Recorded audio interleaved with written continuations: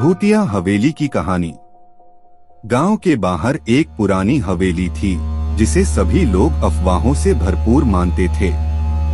हवेली के पास कई बड़े बड़े पेड़ और जंगल थे जिसे रात में बहुत ही डरावना माना जाता था।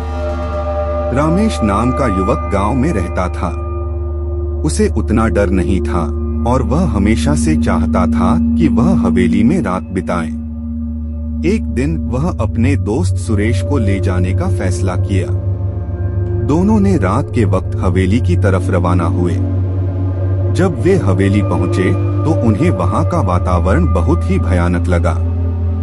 जब वे हवेली के अंदर गए तो उन्हें वहां बहुत ही अजीब आवाजें सुनाई दी। उनका हृदय धड़कने लगा। फिर उन्हें एक पुरानी तस्वीर मिली जिसमें एक सुंदर सी लड़की दिख रही थी।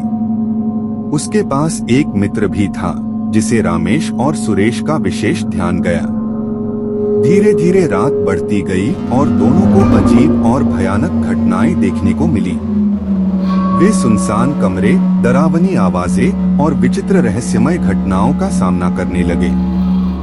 एक बार रात के अंधेरे में वे एक डरावनी आवाज सुने। कौन है वह? उन्होंने अपने आप को बाहर की ओर घुमाया पर वहां कोई नहीं था।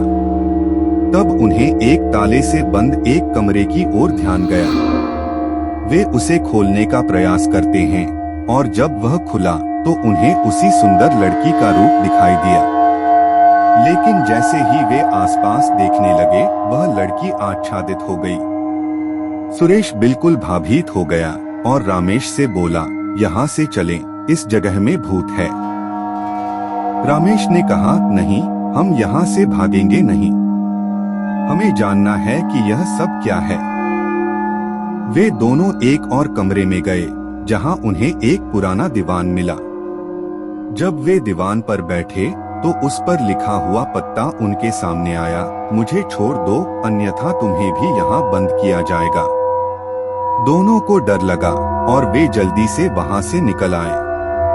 जब वे बाहर आए तो उन्होंने देखा कि वह अधिकांश अजीबोगरीब चीजों से भरा हुआ हवेली गांव की तरफ मौजूद था और अब वह गांव में नहीं था।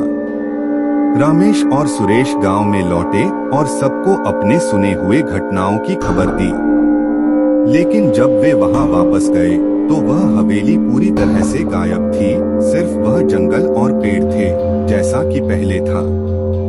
वह हवेली का रहस्य आज भी खुला है और लोग इसे भूतिया मानते हैं। रमेश और सुरेश का वह अनुभव उनकी जिंदगी की सबसे डरावनी और यादगार रात रही। आशा है कि आपको यह कहानी पसंद आई होगी। यह बस एक छोटी सी कोशिश है भूतिया कहानियों की दुनिया में आपको ले जाने की।